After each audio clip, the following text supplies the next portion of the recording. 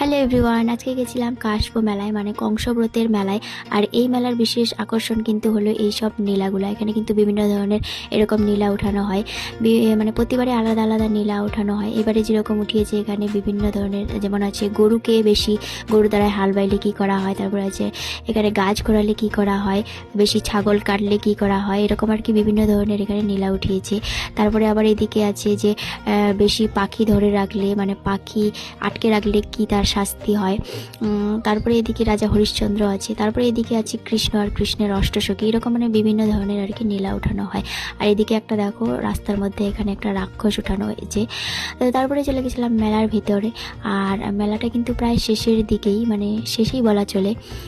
তো এতদিন যাওয়া হয়নি, তো গিয়ে খেয়ে নিয়েছিলাম ফুচকা। তারপর ফুচকা খেটে আবার চলে গেছিলাম মোগলাই খেতে। তারপরে এখানে সুমিবনু কেটেছিল লটারি, তো লটারিতে কিছু পাইনি, যাই হোক তোর ভাগ্যে কিছু নেই। তারপরে কি মেলা ঘোরা হয়ে গেছে, রাতও প্রায় অনেকটাই হয়ে গেছিলো, আর মেলাটা তো প্রায় শেষের দিকে, তো ফাঁকাই আর কি মেলাটা। তো তারপরে চলে